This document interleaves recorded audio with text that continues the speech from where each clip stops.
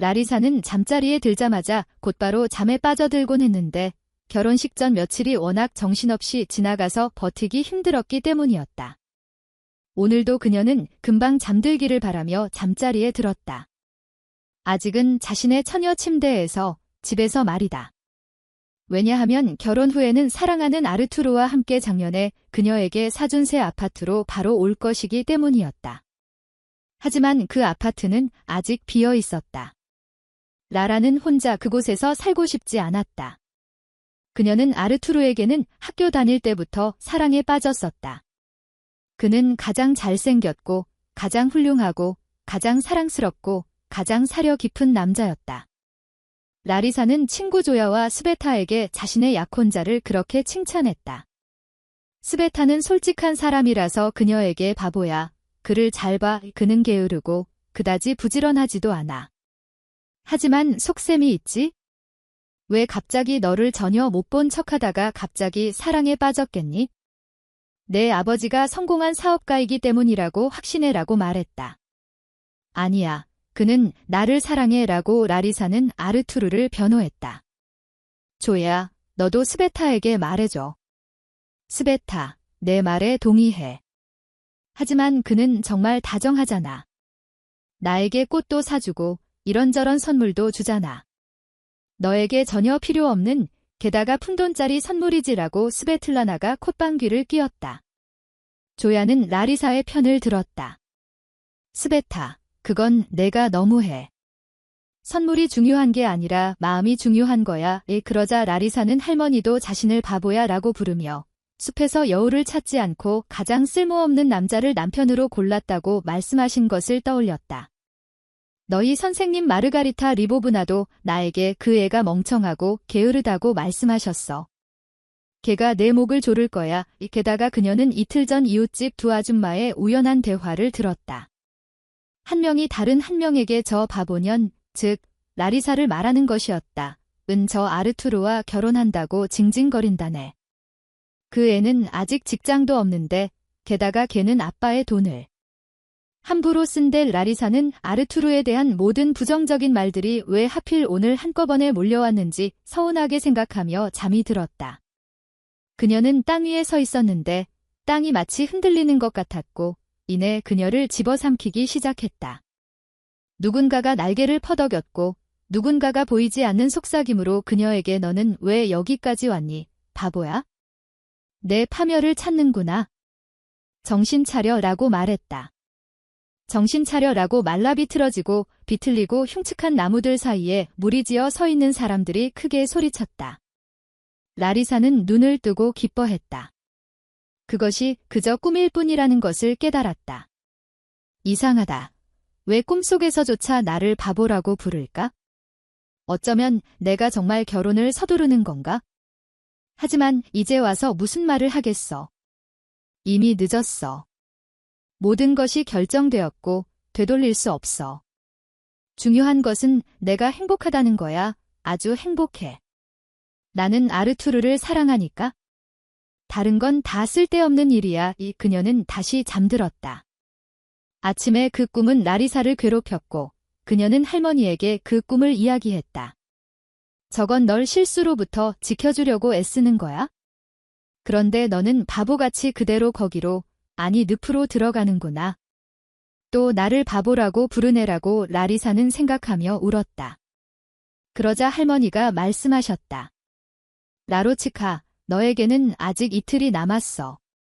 생각해봐. 어쩌면 서두를 필요는 없을지도 몰라. 할머니, 무슨 소리예요? 아르투르랑 저는 이미 최종적으로 결정했어요. 라고 라라는 단호하게 말했다. 하지만 의심의 벌레는 여전히 그녀의 어딘가에 자리 잡고 있었다. 그날 하루는 그녀에게 안개 속처럼 지나갔다. 그녀는 결혼식 직전에 새 아파트로 옮길 짐을 정리했다. 며칠 동안 아르투르를 거의 보지 못했다. 오늘 점심 식사 후 그녀는 다시 전화를 걸어 그에게 강가로 가자고 하고 싶었다.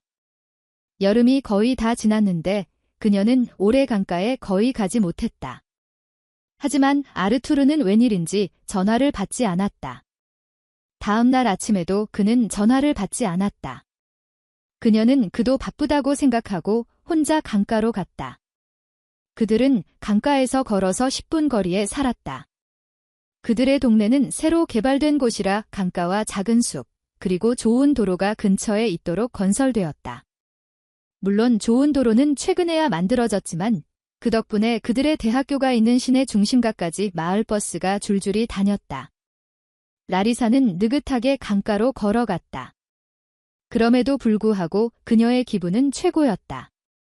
어제 하루 종일 왜 모두가 자신을 바보라고 불렀는지 이미 오래전에 잊었다. 매일 아침 강가에 오는 모든 운동선수들은 이미 뛰고 수영하고 각자의 일로 돌아갔다. 라리사는 혼자였다. 조용히 모래를 밟으며 그녀는 물가로 다가갔다. 아, 차가워라고 그녀는 조용히 말했다. 그런데 갑자기 숲을 뒤에서 무언가 소란스러운 소리를 들었다. 작년에 그녀는 이웃집 소년과 함께 이곳에서 어디서 왔는지 모를 어망조각에 엉킨 개를 구해준 적이 있었다. 그녀는 용감하게 가지들을 헤치고 보았고 공포에 질려 눈을 감았다. 하지만 그녀의 눈은 전혀 속지 않았다. 그 수풀에서 조금 더 떨어진 곳, 다른 관목들로 사방이 가려진 곳에 아르투르와 조야가 누워 있었다. 한눈에 봐도 그들이 거기서 무엇을 하고 있었는지 알 수 있었다.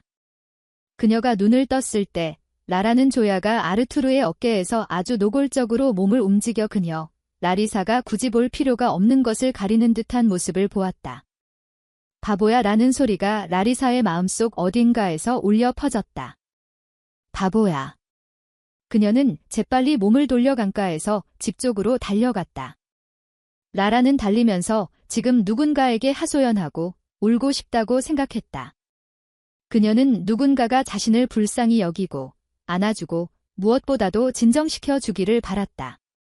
스베타라고 그녀는 바로 생각했다. 안 돼, 그녀는 어쩌면 안 돼, 스베타는 정직하지만 나는 내 치욕을 그녀가 아는 것을 원하지 않아. 오 할머니. 라리사는 울면서 할머니 댁으로 달려갔다. 할머니는 두 이웃과 함께 현관 앞에 앉아 계셨다.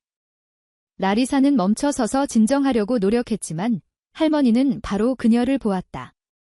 손녀의 표정이 어땠는지 할머니는 일어나서 서둘러 다가갔다. 라라야, 무슨 일이니? 말해봐. 하지만 손녀는 할머니의 어깨에 얼굴을 묻고 마침내 다시 눈물을 터뜨렸다. 이웃들은 방해가 되는 것을 느끼고 일어나서 현관으로 들어갔다. 그러자 할머니는 손녀를 집으로 데리고 갔다. 할머니 댁에서 라리사는 처음에는 다시 울다가 진정하고 나서는 얼굴을 붉히고 부끄러워하며 자신이 그곳에서 본 것을 할머니에게 이야기했다. 잘 끝났구나. 시작도 하기 전에 라고 할머니는 기뻐하셨다. 하지만 할머니, 모두가 저를 비웃을 거예요 라고 라라의 목소리에 두려움이 깃들어 있었다. 비웃게 내버려 둬. 대신 너 자신을 자랑스러워할 수 있을 거야? 무엇을 자랑스러워해요? 제가 바보이고 속았고 치욕을 당했다는 것을요? 아니. 비열함과 천박함보다 더 위대해질 수 있었고 그 비열한 놈을 버렸다는 것을 자랑스러워해야지. 아니면 너는 그를 용서할 생각이니? 할머니, 무슨 소리예요? 어떻게 그런 걸 용서할 수 있어요? 라고 라라는 분개하며 말했다. 별일 다 있단다, 라로치카. 별일 다 있어? 하지만 내 경우에는 용서할 수 없어. 너무나 노골적인 비열함이잖니. 어쩌면 너 말고도 그들을 본 사람이 있을 거야. 그들 둘 다 이것이 정말 사실이라는 것을 짐작조차 하지 못했지만 스베틀라나도 그들을 보았다. 물론 다른 장소에서 다른 시간에 말이다. 조야도 그것을 짐작하고 있었다. 왜냐하면 스베타가 더 이상 그녀와 어울리고 싶지 않다는 것을 그녀에게 분명히 했기 때문이다. 하지만 그녀는 라리사에게 말해줄 수 없었다. 그녀는 친구가 안쓰러웠다. 그녀는 라리사가 자신의 이야기를 듣고 어떤 기분이 들지 상상했고 라리사가 이것을 알 필요가 없다고 결정했다. 하지만 그녀는 이 결혼식이 성사되는 것도 원하지 않았다. 그리고 그녀는 바로 그날 할머니에게 조언을 구하러 갔다. 안 된다. 손녀야 라고 할머니는 스베틀라나의 이야기에 대답했다. 내 친구는 직접 모든 것을 확인해야 해요. 내 말은 질투로 받아들여질 것이고 너희들은 그냥 다투게 될 거야. 그것도 영원히 말이야. 할머니, 어떻게 그녀가 확인할 수 있을까요? 그들은 그것을 선전하지 않잖아요. 모든 비밀은 항상 드러나는 법이야. 이것은 아주 오래전부터 알려진 사실이지. 물론 너는 결혼식 전에 그녀가 알기를 바라겠지만 그것은 너와 나에게 달린 일이 아니야. 우리는 앞으로 상황이 어떻게 전개될지 그저 묵묵히 지켜보는 증인이 될 수 있을 뿐이야. 하지만 저는 라리사가 안쓰러워요 라고 스베타는 괴로워하며 말했다. 바로 그거야. 너도 알다시피 연미는 사람을 비하해. 그녀는 두 친구에게 비하당하는 것을 원하지 않을 거야. 그리고 그녀가 그와 결혼하면 늦을 거예요. 그녀를 동정하는 것도 늦을 거예요. 그는 그녀의 인생 전체를 망칠 거예요. 망치지 않을 거야? 그녀에게서 핑크빛 안경이 벗겨지면 그녀는 자신이 실수했다는 것을 깨달을 거야. 그리고 깨달았을 때 그녀는 그것을 바로잡을 거야. 그녀는 영리한 아이니까. 지금은 그녀를 서두르게 할 필요 없어. 모든 것에는 때가 있는 법이야. 내 손녀에게도 조언하건대 사랑에 빠졌다는 것을 알게 될 때까지 결혼을 서두르지 마. 그렇지 않으면 너도 라리사처럼 사랑의 마법에 걸려 그의 순수한 인간적인 자질을 제대로 평가하지 못할 거야. 스베타는 할머니의 말을 듣기로 결심하고 당분간은 침묵하기로 생각했다. 하지만 그녀가 집에 도착했을 때 아파트 문 앞에서 라리사가 이미 그녀를 기다리고 있었다. 만약 그녀를 몰랐다면 하루 종일 술을 마셨다고 생각했을 것이다. 친구는 온통 울었고 코는 빨갛고 머리는 엉망이었으며 머리카락은 그저 꽁지머리로 묶여 있었다. 친구의 눈에는 완전한 절망이 있었다. 스베타라고 그녀는 문 앞에서 바로 말했다. 결혼식은 없을 거야. 하느님 감사합니다라고 스베틀라나는 생각하며 그녀를 안아주었다. 라리사는 아무 설명도 하지 않고 물었다. 스베타, 이제 손님들은 어떻게 해? 그들은 우리 손님이고 그의 손님이기도 한데 스베타는 친구에게 아무것도 묻지 않고 바로 말했다. 원한다면 내가 내 손님들 모두에게 전화해서 알려줄게. 하지만 내가 부모님과 상의해야 할 것 같아라고 스베틀라나는 조심스럽게 말했다. 아니, 그럴 필요 없어. 엄마는 집에서 울고 계시고 아빠는 어디론가 가셨어. 나는 아빠가 걱정돼. 할머니 댁에도 안 계셔. 그들이 너를 지지해줬니? 라고 스베타는 조심스럽게 물었다. 혹시 라리사가 결혼 취소 이유를 자신이 알고 있다는 것을 짐작할까 봐 두려웠지만 라리사는 전혀 주의를 기울이지 않았다. 응, 지지해 주셨어. 엄마는 뭐든지 다 잘 될 거야 라고 말씀하시기까지 하셨어 라고 라리사는 단호하게 말하는 듯 했지만 다시 울음을 터뜨렸다. 그럼 나에게 전화번호를 줘. 내가 모두에게 전화할게. 너는 그냥 전화할 때마다 울게 될 거야. 나는 아빠를 찾으러 갈게. 아빠가 걱정돼. 게다가 모든 조직적인 문제는 아빠가 처리하셨고 나는 아무것도 신경 쓰지 않았어. 이제 사진작가, 사회자, 그리고 등록 자체를 취소하려면 모든 전화번호가 필요해. 그리고 나머지 모든 것도 취소해야 해. 그런데 모든 전화번호는 아빠에게만 기록되어 있어? 잠깐만이라고 스베타가 말했다. 이고르, 도와줘. 친구가 되어줘. 라고 그녀는 막 집에 돌아온 오빠에게 소리쳤다. 안녕, 라리사. 나더러 널 도와주라는 거야? 응, 그녀는 아빠를 찾아야 해. 그건 내가 빨리 할 수 있지? 뭐라고 말해야 해? 그분 없이는 라리사와 우리가 아무것도 할 수 없다고 말하고 그분을 우리에게 데려와. 그분이 나랑 같이 갈까? 라고 13살짜리 이고르는 놀라서 물었다. 갈 거야 라고 누나는 확신하며 말했다. 그분은 책임감이 있는 분이니까. 10분 후 파벨 니콜라예비치를 차고에서 찾아야 한다는 것을 알고 있던 이고르가 그를 데려왔다. 그들은 스베타와 함께 취소할 수 있는 모든 것을 취소했다. 그동안 라리사는 옆에 앉아 있었고 스베타가 그녀의 아버지와 무슨 이야기를 하는지 듣지도 못했다. 그리고 친구가 정신 차려라고 말했을 때에야 그녀는 정신을 차렸다. 스베틀라나는 다음 날 아르투르가 어떻게 할지 궁금했다. 그래서 그녀는 결혼식에 가는 것처럼 옷을 차려입고 이미 취소되었지만 예정된 시간에 라리사가 사는 현관 앞으로 갔다. 몇 분 후 그녀는 차 한 대가 도착하고 아르투르가 친구와 함께 내리는 것을 보았다. 그리고는 한 주 전에 그들에게 소개받은 이고르를 보았다. 이고르는 그들에게 왜 문을 열어주지 않았는지 말했다. 그들은 잠시 서 있다가 현관에서 소년이 뛰어나오는 것을 기다렸다가 들어가서 라리사가 사는 곳으로 갔다. 하지만 아파트는 잠겨 있었다. 스베타는 용감하게 초인종을 눌렀다. 왜냐하면 아파트가 비어 있다는 것을 알고 있었기 때문이다. 그녀는 약혼자의 얼굴이 굳어지는 것을 보았다. 그가 마침내 결혼식이 없을 것이라는 것을 깨달았을 때였다.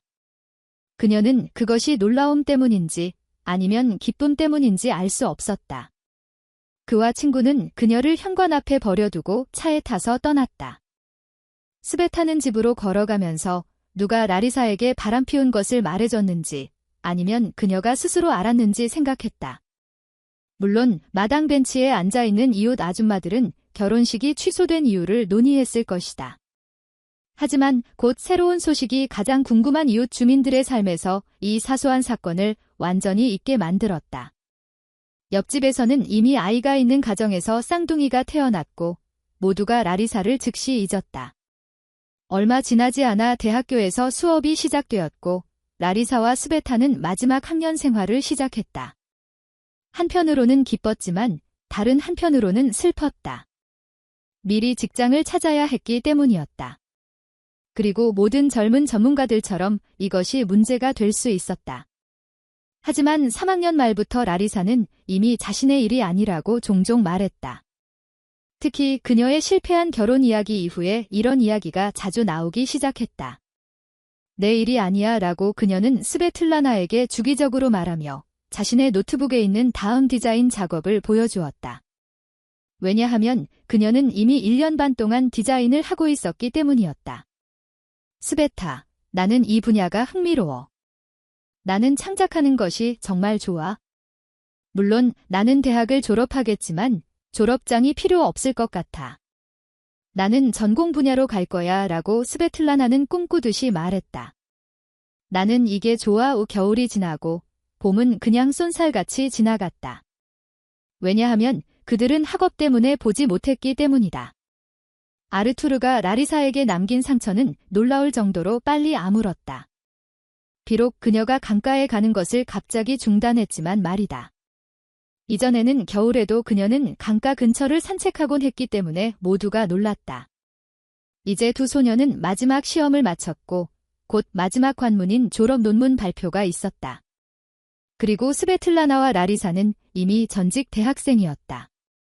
엄마는 그녀가 없는 동안 결국 직장을 찾아주었지만 먼저 직장을 찾아야 했다. 그리고 그것은 쉽지 않았다. 게다가 그들은 먼저 쉬고 싶었다. 여름이었으니 말이다.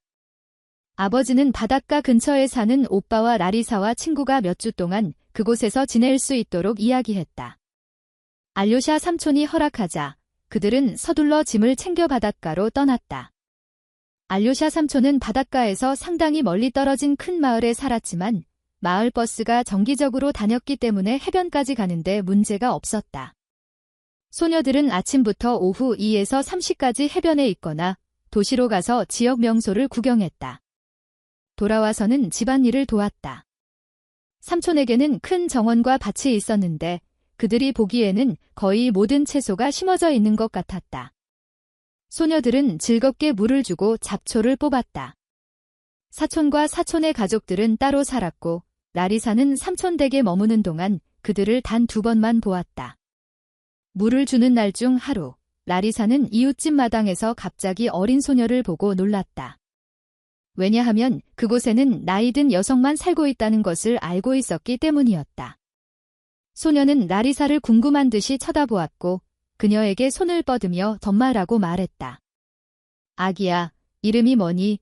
라고 라리사가 물었지만 소녀는 침묵했다. 그때 이웃집 아주머니가 다가왔다. 인사를 나눈 소녀는 아주머니에게 물었다. 류바 아주머니, 이런 예쁜 아이는 어디서 오셨어요? 나의 증손녀, 카타란다. 어젯밤에 아빠랑 같이 왔어. 걔는 말을 배우기 시작한 지 얼마 안 돼서 엄마, 아빠, 그리고 아투 말고는 아무것도 몰라. 아투는 무슨 신비로운 말이에요. 라고 그녀들이 밭을도 도와주면서 친해진 류바 아주머니가 웃었다. 세상에, 똑똑한 아이네 라고 라리사가 웃었다. 걔는 어제 손자랑 같이 왔는데 우리 밭에는 정말 많은 것이 자라고 있어서 하루 종일 그 말을 반복할 수 있을 거야의 한편 금발의 푸른 눈을 가진 소녀는 손을 뻗었고 라리사는 자신의 손을 내밀었다. 소녀는 작은 두 손으로 그녀의 손을 잡더니 갑자기 울기 시작했다. 카투샤, 간다. 진정해라고 갑자기 남자 목소리가 들렸고 소녀들은 한 남자가 울타리 쪽으로 오는 것을 보았다. 왜 속상해하니? 왜 우는 거야, 카트야? 엄마라고 소녀는 라리사를 손가락으로 가리켰다. 그는 라리사를 바라보았고 그들의 눈이 마주쳤다. 순간 소녀의 가슴 속에서 무언가가 움직였고 그녀는 미소를 지으며 말했다. 카투샤는 아마도 우리 집에 손님으로 오고 싶어 하는 것 같아요. 제가 가서 맞이할게요. 라라는 대문으로 달려가 문을 열고 밖으로 나갔다. 그들도 나왔다. 아빠는 소녀를 안고 있었지만 카투샤는 몸부림쳤다. 그는 그녀를 땅에 내려놓았고 그녀는 즉시 라리사에게 달려가서 그녀의 드레스 자락에 파묻히며 계속해서 엄마라고 반복했다. 라리사는 소녀를 안아 올렸고 카투샤는 그녀의 목을 감싸 안고 껴안았다. 그리고 나서 말했다. 노래해. 남자는 미안한 듯이 말했다. 죄송합니다. 그녀가 당신을 엄마로 착각하고 만화주제가를 불러달라고 하는 것 같아요. 저는 만화주제가를 몰라요. 라고 라리사는 당황하며 말했다. 제가 지금 바로 찾을게요. 라고 스베타가 말하고는 재빨리 휴대폰에서 노래를 찾았다. 그러자 즉시 아름답고 부드러운 가수의 목소리가 흘러나왔다. 소녀는 잠잠해졌지만 라리사를 더욱 꽉 안았다. 그들은 노래가 끝날 때까지 그렇게 서 있었다.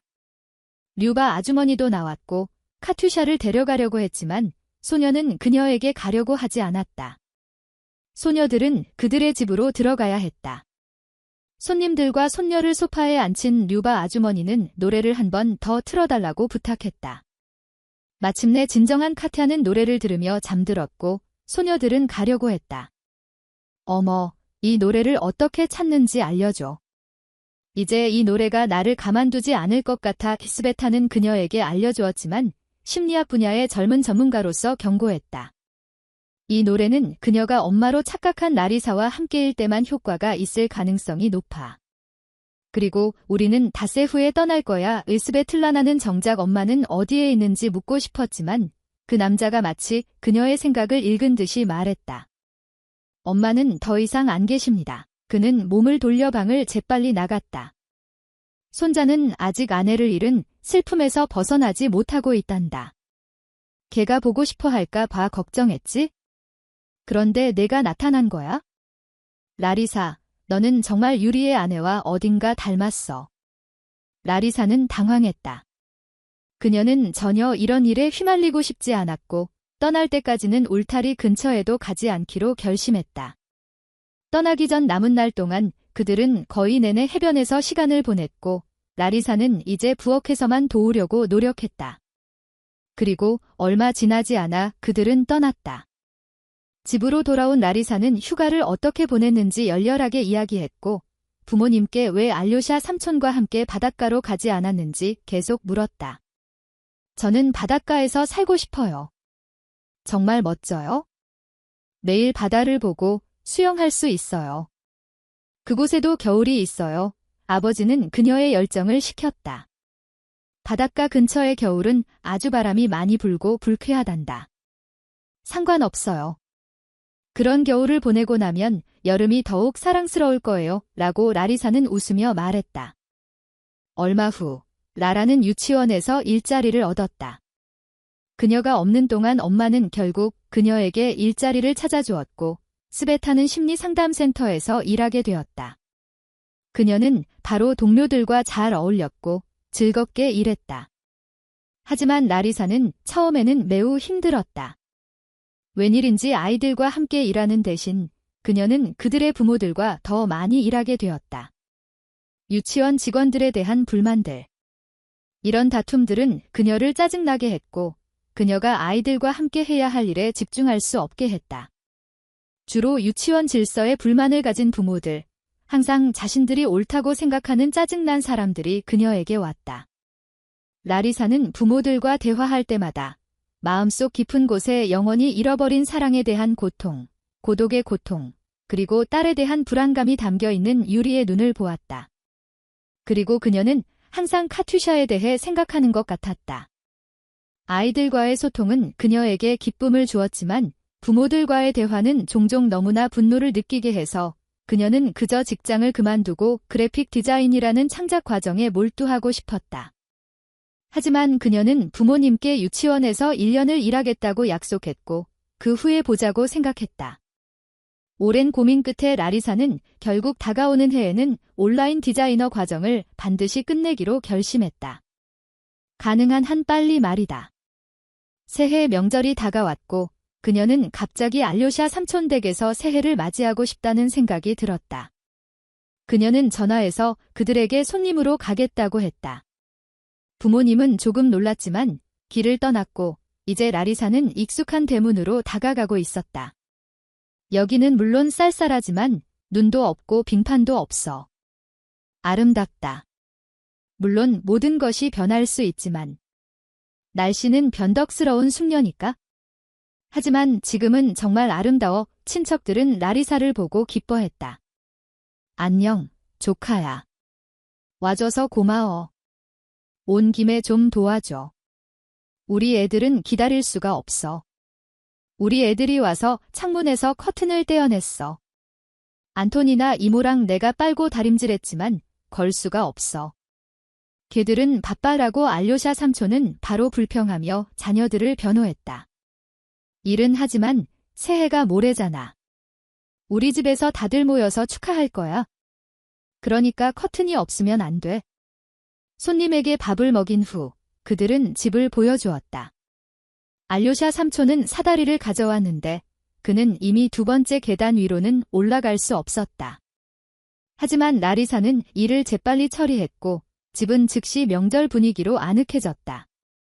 라리사가 사다리에서 막 내려왔을 때 갑자기 현관문이 크게 닫히고 카투샤가 실내복과 슬리퍼만 신고 방으로 뛰어들어왔다. 엄마, 엄마, 나 안아줘라고 그녀는 라리사에게 달려가며 소리쳤다. 라리사는 가슴이 철렁했다. 그녀는 소녀에게 달려가 그녀를 안아 올렸다. 그들은 서로를 꽉 껴안고 멈춰서서 마치 서로의 심장 소리에 귀 기울이는 듯했다. 마침내 카투샤는 라리사의 이마, 코, 턱에 뽀뽀를 퍼부었다. 마치 예전에 할머니가 자신에게 뽀뽀해 주셨던 것처럼 말이다. 그리고 그녀는 어릴 때처럼 지금 카투샤처럼 웃었다. 더라고 카투샤는 계속해서 반복했다. 집에서는 류바 할머니가 그녀의 부재를 눈치채지 못했다. 라리사와 토냐 이모가 그녀를 집에 데려왔을 때 그녀는 매우 놀랐다. 그리고 무엇보다도 속상해했다. 왜냐하면 그녀와 손자는 카투샤가 엄마와 라리사를 이미 잊었다고 확신했기 때문이었다. 카트야와 라리사는 행복으로 빛나고 있었다. 이것은 눈치채지 않을 수 없었다. 류바, 우리 온 가족이 내가 새해를 축하하러 오기를 기다리고 있어? 카투샤가 우리 마당에서 아이들을 보면 집에 남아있지 않을 것 같아. 그러니 거절하지 마. 그리고 너도 그녀에게서 좀 쉬어. 피곤했을 거 아니니 인정해. 하지만 그녀는 손짓만 했다. 새해 식탁에 딱 한 가지 요리만 가져와. 당근과 닭고기 샐러드야. 거의 채소지만 정말 맛있어. 내 생일 때 있었던 거 기억나? 정말 맛있었지? 그런데 나는 그렇게 맛있게 못 만들겠더라. 물론 내 레시피대로 만들었을 때 우리는 다 먹었지만 그 효과는 없었어. 내가 만든 것이 더 맛있어. 그때 유리가 퇴근하고 집으로 돌아왔다. 그는 딸이 평소처럼 자신을 맞이할 것이라고 예상했지만 낯선 목소리를 듣고 손님이 있다는 것을 알았다. 방으로 들어선 그는 껴안고 있는 카타와 라리사를 즉시 보았고 얼굴이 어두워졌다. 선물을 가져왔어 라고 그는 기쁜 척하며 말했다. 카타는 라리사의 팔에서 미끄러져 내려와 그에게 달려갔다. 라리사도 그녀를 따라갔다. 복도에는 작은 크리스마스 트리가 서 있었다. 소녀는 그곳으로 달려가 손을 뻗었다가 가시에 찔렸다. 거의 아프지 않았지만 갑자기 그녀는 라리사를 쳐다보고 그 다음 아빠를 쳐다보더니 결국 울면서 할머니에게 달려갔다. 유리와 라리사는 당황하여 서로를 바라보았고 각자 이 시선이 계속되기를 간절히 바라고 있다는 것을 깨달았다. 너희들이 왜 그녀를 괴롭혔니? 라고 할머니는 손녀를 안고 복도로 들어오면서 말했다.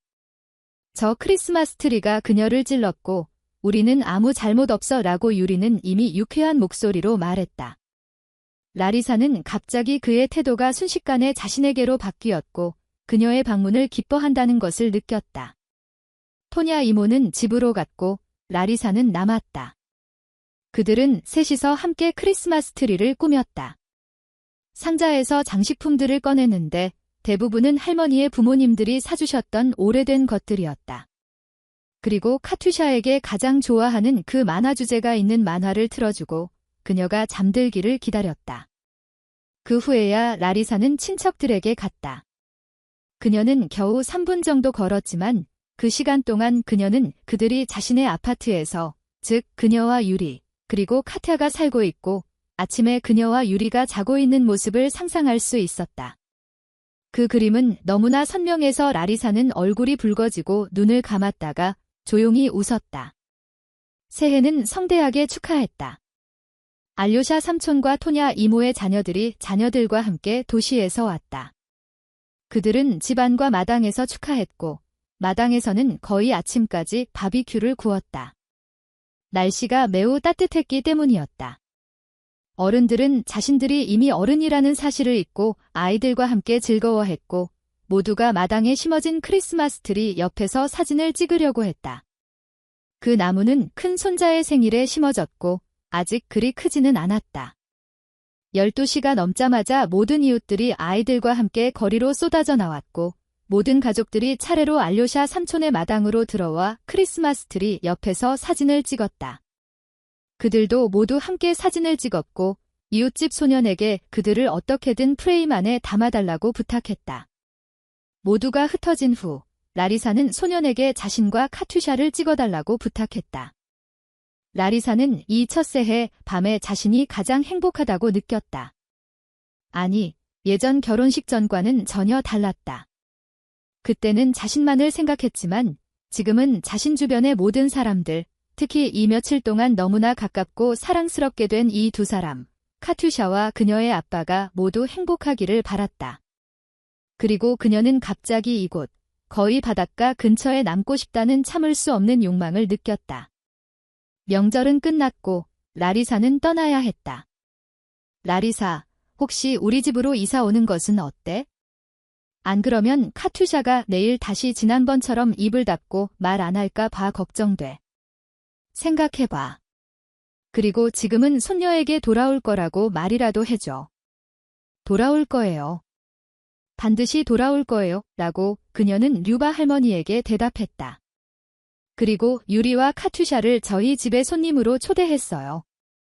봄이나 여름이 좋겠어요. 겨울에는 초대하지 않아요.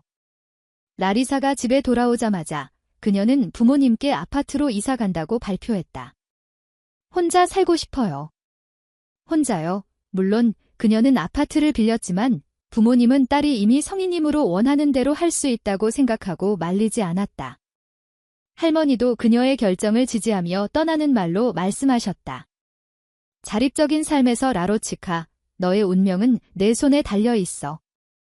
집에서든 직장에서든 그 손이 게으르지 않게 해. 그러면 모든 것이 잘 될 거야. 그녀는 유리와 카투샤에게 더 자주 전화했고 두 사람과 오랫동안 이야기했다. 여름이 가까워지자 카투샤는 이미 할머니의 어휘를 사용하며 말을 꽤 잘했다. 그녀의 대화에서 라리사는 카투샤가 하루 종일 할머니와만 소통한다는 것을 짐작했다.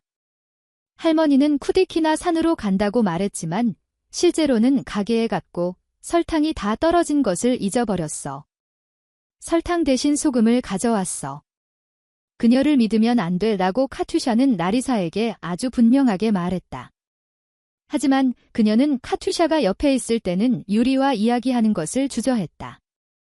하지만 그날 유리가 휴가 중이며 카투샤와 함께 어디로 가야 할지 모르겠다고 말했을 때 그는 혼자였고 라리사는 그녀가 오랫동안 그들을 손님으로 기다리고 있다는 것을 상기시켜 주었다. 며칠 후 그가 다시 전화해서 기차표를 끊었고 기차 번호와 객차 번호를 알려주었다. 그리고 그녀는 갑자기 그가 속삭이듯이 그리고 약간 수줍어하며 보고 싶었어요. 아주 많이요 라고 말하는 것을 들었다. 라리사는 흥분으로 가득 찼다. 그녀는 자신도 그들을 매우 그리워했다는 것을 갑자기 깨달았다. 흥미롭네. 내가 성숙해진 건가? 아니면 더 똑똑해진 건가? 아니야. 아마도 둘 다일 거야. 아르투르에 대한 나의 사랑은 일종의 헛된 것, 마치 금지된 열매 같은 것이었어. 만약 모두가 침묵하고 그가 나에게 맞지 않는다고 말하지 않았다면 그가 나에게 열심히 구애했을 때 나는 그의 쪽을 보지도 않았을 거야. 그리고 그때 나는 너무 서둘러서 모든 것을 내 마음대로 하려고 했어. 할머니 말씀이 맞았어. 경솔하게 결정해서는 안 돼. 나는 아르투르를 사실상 알지 못했어. 우리는 같은 학교를 다녔지만 교류하지 않았어. 그리고 그는 단지 잘생긴 외모만 보여주며 나에게 유리하게 돌아섰지. 하지만 나는 그의 마음속에 무엇이 있는지 보지 못했고 어쩌면 보고 싶지 않았을지도 몰라. 운명이 나에게 멈춰서 더 똑똑해질 때가 왔다고 암시해 준 것이 얼마나 다행인지. 내가 똑똑해졌을까? 유리는 결혼했었고 딸이 있어? 사람들은 또 나를 바보라고 할 거야. 하지만 나는 그들과 함께 있으면 너무 좋아. 하지만 혹시 내가 또 서두르는 건 아닐까? 그러나 라리사는 그것을 믿고 싶지 않았다. 그녀는 스베타와 자주 만났지만 지난 한 달 동안은 전화 통화만 했다. 그녀는 그들의 로맨스 때문에 그 누구도 보고 싶지 않았다. 라리사는 그의 이름조차 몰랐지만 유리에 대한 자신의 싹트는 사랑을 친구에게 이야기하고 싶었다. 그녀는 스베틀라나에게 전화했고 그녀는 기뻐하며 친구에게 할 이야기가 아주 많다고 말했다. 그리고 그들은 학생 때부터 좋아했던 카페에서 만나기로 했다. 카페에 들어선 라리사는 스베타를 바로 보았지만 그녀는 남자와 3살 정도 된 소년과 함께 앉아 있었다. 거의 모든 테이블이 비어 있었지만 말이다. 라리사는 스베틀라나가 그들과 함께 왔다는 것을 즉시 깨닫고 확신에 차서 그들에게 다가갔다. 안녕하세요 라고 라리사는 테이블로 다가가며 인사했다. 스베타는 미소를 지으며 말했다. 인사해. 나의 가장 멋진 친구 라리사야. 그리고 이 사람은 아나톨리, 그리고 라리사, 내 미래의 사위 파블릭이야. 아나톨리와 라리사는 동시에 놀라서 서로를 바라보았고 그 다음 그녀를 바라보며 합창으로 말했다. 왜 사위예요? 그리고 쑥스러워하며 침묵했다. 그는 3주 후에 내 아들이 될 거고 나는 그를 내 매력적인 카투샤의 훌륭한 남편으로 만들기 위해 모든 노력을 기울일 거야. 그리고 카투샤도 곧 내 딸이 될 거라고 생각하는데 내 말이 틀렸니? 라고 그녀는 라리사에게 교활하게 윙크했다. 우리는 이미 주문했어. 첫 번째는 피자, 두 번째도 피자, 그리고 세 번째는 아이스크림이야. 그리고 우리의 결혼식은 이 같은 카페에서 할 거야. 물론 꽤 소박하게 말이야. 그러니 내 유리에게 빨리 전화해. 우리 파블릭을 신부에게 소개해야 하잖아 라고 스베틀라나가 웃었다. 그에게 나와 아나톨리가 카투샤와 함께 그를 초대한다고 전해줘. 안 그러면 너는 결혼을 결코 결심하지 못할 거야. 톨랴, 이제 내 차례야. 스베타, 너는 다 말한 것 같아. 나는 덧붙일 말이 없어. 하지만 라리사에게 마침내 내 제안을 받아들이기로 결정해서 정말 기쁘고 우리는 더 이상 아무것도 바꿀 수 없다고 말하고 싶어. 라리사는 웃었다. 스베타가 나에 대해 아무 말도 안 해줬니? 왜, 많이 해줬지. 나는 내가 누구인지 6개월 동안 알고 있었지만 오늘 처음 봤어. 라리사, 조용히 해라고 스베타가 웃었다. 내 이야기는 결혼식 후에 해. 톨랴와 유리도 마찬가지야. 이제 우리에게 피자가 오고 있어. 라리사는 식사가 시작되자마자 대화가 음식, 집밥의 이점, 그리고 외식의 해로움으로 바뀌었다는 것을 눈치채지 못했다. 비록 모두가 해로운 피자를 맛있게 먹었지만 말이다. 그리고 곧 라리사는 1시간 전만 해도 몰랐던 아나톨리와 인터넷 수입, 그리고 그것이 얼마나 현실적인지에 대해 이야기하고 있었다. 그녀는 또한 소년과도 소통했다. 그는 약간 내성적이고 너무 진지했지만 나이에 비해 매우 영리했다. 한마디로 그들은 친구로 헤어졌다. 저녁에 라라는 유리에게 전화해서 그들이 휴가 전체를 그녀의 집에서 보낼 준비가 되어 있다는 것을 확인했다. 잘 됐네. 우리 결혼식에 초대받았거든이라고 그녀는 유리에게 알렸다. 결혼식이라니 멋지네요 라고 유리가 한숨 쉬었다. 특히 신랑 역할일 때는요 라고 유리는 약간의 슬픔을 담아 말했다. 하지만 라리사는 그가 과거에 대해 슬퍼할 권리가 충분히 있다고 결정했다. 그의 아내는 그의 삶의 일부였고 그녀를 그냥 잊을 수는 없었다. 게다가 그녀는 그의 딸의 어머니였고 그녀, 라리사는 이것을 받아들이고 그의 감정을 이해해야 했다. 그녀는 그가 도착할 날을 손꼽아 기다렸다. 그녀는 부모님께는 아직 아무 말도 하지 않았다. 하지만 할머니에게는 손님들을 간절히 기다리고 있으며 오랫동안 머물 것이라고 말했다. 그들이 오면 제가 할머니를 반드시 초대해서 인사시켜 드릴게요 라고 손녀는 신비롭게 미소 지으며 말했다. 그러자 할머니는 즉시 걱정했다. 도대체 저 손님들이 누구길래 휴가 전체를 라리사 집에서 보낸다는 말인가? 아파트에서 손님들이 오기 직전에 라리사는 문득 한여름이라서 물에 익숙한 그들이 분명히 수영하고 싶어 할 것이라고 생각했다. 그래서 그녀는 강가로 가서 사람들이 아직 수영하는지 아니면 작년에 약속했던 대로 상류 쪽의 해변을 개장했는지 확인해 보기로 했다. 그녀가 이른 아침 강변에 왔을 때 그녀는 그곳을 알아보지 못했다. 아침부터 이미 많은 사람들이 있었다. 그곳에는 정말로 해를 가릴 수 있는 그늘막이 있는 멋진 휴식 공간이 만들어져 있었다. 게다가 모든 덤불을 제거하고 배구 네트를 위한 기둥도 설치했다. 라리사는 상류 쪽으로 더 걸어갔는데 그곳에는 심지어 가판대도 설치되어 있었다. 물론 아직 닫혀 있었지만 탈의실도 몇 개 있었다. 라리사는 걸으면서 기뻐했다.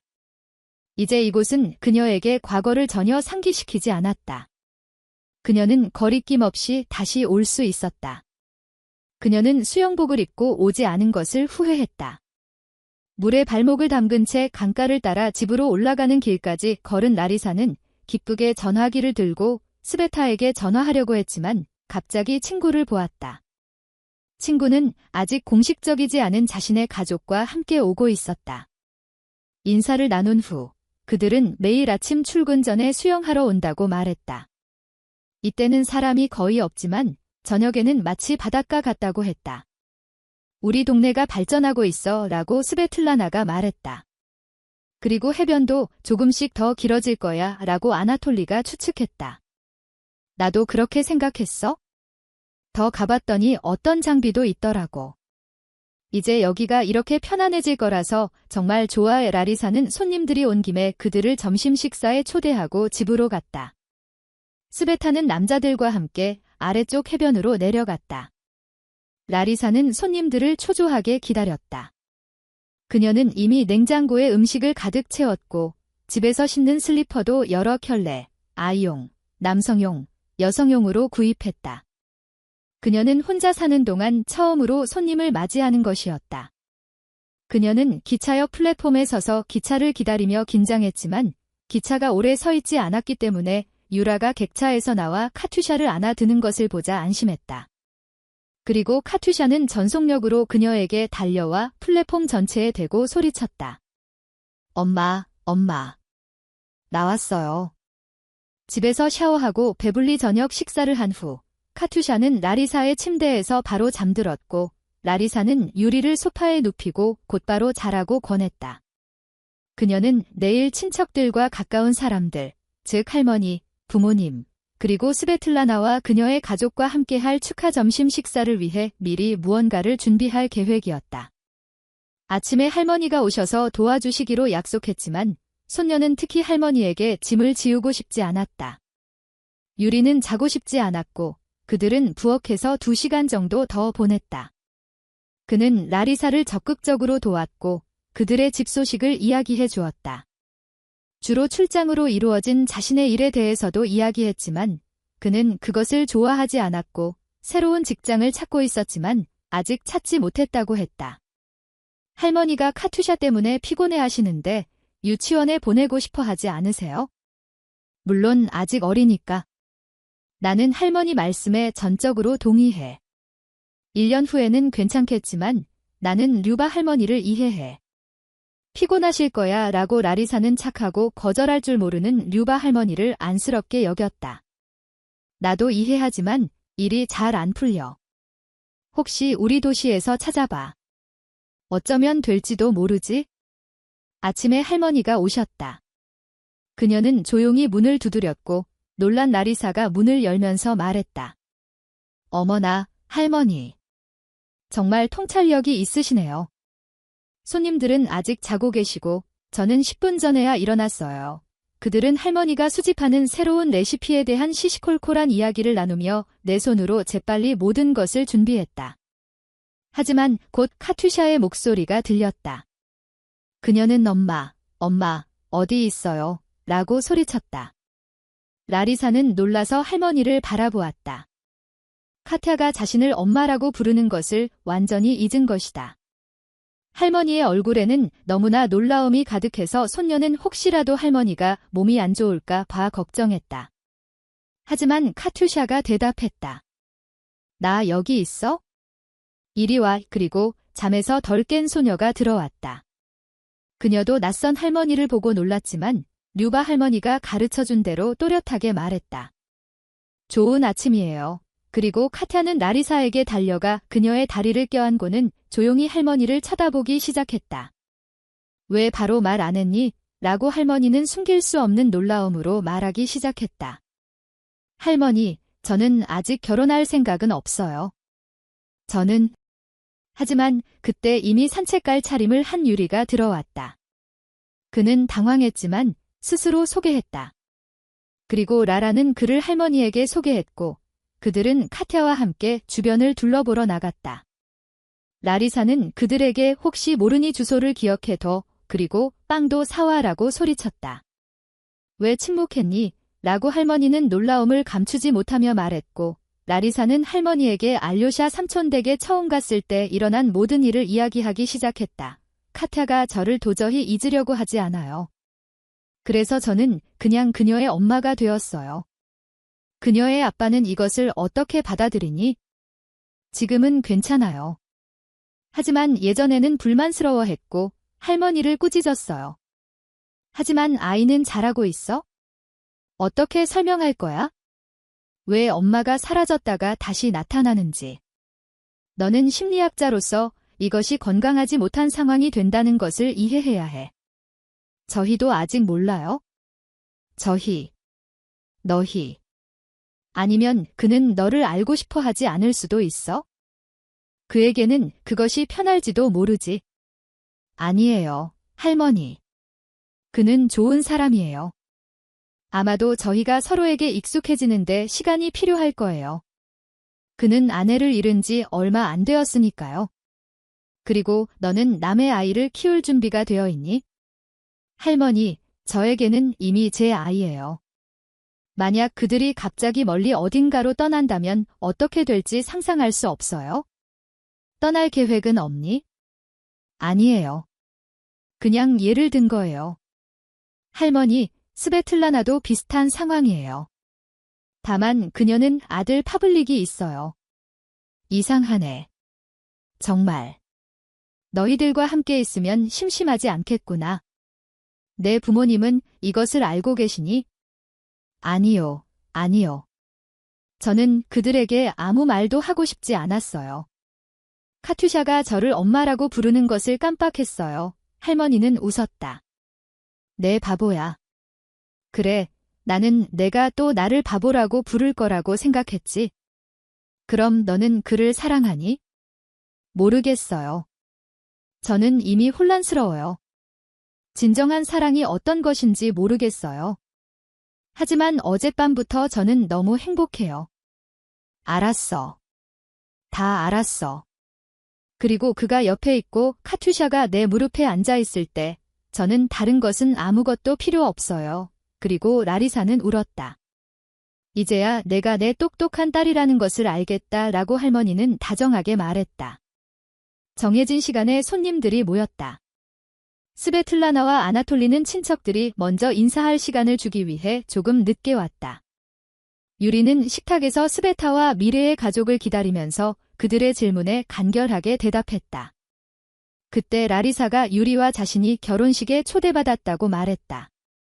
유리는 라리사의 부모님이 자신의 딸의 삶에 갑자기 나타난 것에 대해 당황하고 있고 이 상황이 그들의 마음에 들지 않는다는 것을 깨달았다. 그러자 그는 망설이지 않고 말을 꺼내 라리사의 부모님께 딸의 손을 요청했다. 아버지는 만족스럽게 헛기침을 했다. 그는 미래의 사위의 즉각적인 반응이 이 어색한 상황을 순식간에 해결한 것이 마음에 들었다. 그리고 어머니는 행복해하는 딸을 보더니 눈물을 흘리며 말했다. 행복하게 살아라. 그때 스베틀라나가 미래의 가족과 함께 왔다. 방금 있었던 오해는 완전히 풀렸다. 카타가 라리사에게 다가와 다정하게 엄마, 사랑해요 라고 말하며 그녀의 무릎에 앉아 껴안았다. 그러자 파블릭도 아빠와 스베틀라나를 보고는 나도 엄마한테 갈래라고 말했다. 이제 스베틀라나가 울기 시작했다. 왜냐하면 파블릭이 처음으로 그녀를 엄마라고 불렀기 때문이다. 그러자 모두가 함께 울고 있는 여자들을 위로하고 아이들을 껴안기 시작했다. 갑자기 닭고기를 굽고 있던 오븐이 크게 꺼졌고 카타는 라리사의 무릎에서 뛰어내려 그녀를 부엌으로 끌고 갔다. 엄마, 닭고기 꺼낼 시간이에요. 가요. 라리사는 닭고기를 꺼내 식히려고 두었다. 그녀는 그것을 바라보며 내가 예전에 인터넷에서 닭고기를 어떻게 손질해야 하는지 찾아보지 않았을까라고 생각했다. 갑자기 유리가 들어왔다. 그는 능숙하게 닭고기를 자르고 접시를 들고 식탁으로 가져갔다.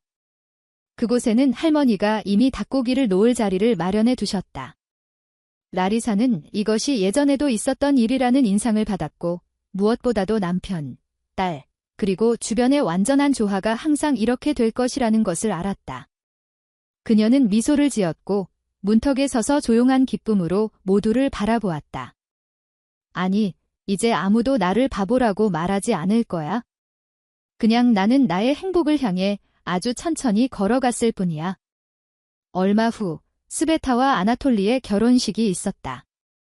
소박했지만 매우 진심 어린 결혼식이었다. 그리고 2주 후에 라리사도 유리와 결혼했다. 부모님은 모든 친척들이 결혼식에 참석하기를 원했기 때문에 모든 것을 최고 수준으로 준비하려고 노력했다. 라리사의 결혼식은 많은 사람들과 장엄함, 그리고 약간의 감상적인 분위기로 특징지어졌다. 왜냐하면 부모님은 딸의 삶을 준비하면서 자신들의 결혼식, 완전한 화합 속에서 살아온 삶을 회상했고, 이제는 손자나 손녀를 기대했기 때문이었다. 이런 상황에서 어떻게 감상적이지 않을 수 있겠는가. 하지만 라리사는 모든 것이 좋았다. 그녀는 단지 행복했고 자신뿐만 아니라 모든 가까운 사람들에게 이 결혼식이 기쁨, 평온함, 그리고 구름 없는 삶을 가져다 줄 것이라고 확신했다. 이러한 믿음은 그녀에게 오랫동안 계획했던 미래에 대한 긍정적인 태도를 주었다. 결혼 후 9개월 만에 막심카가 태어났다. 그리고 두 번째 계획은 그녀의 아버지가 유리가 직장을 구하는 것을 도와주면서 이루어졌다. 이야기 세상 채널을 위해 특별히 녹음되었습니다. 모두 들어주셔서 감사합니다. 이야기 세상 채널을 구독해주세요. 비디오 아래에 좋아요를 눌러주시면 감사하겠습니다.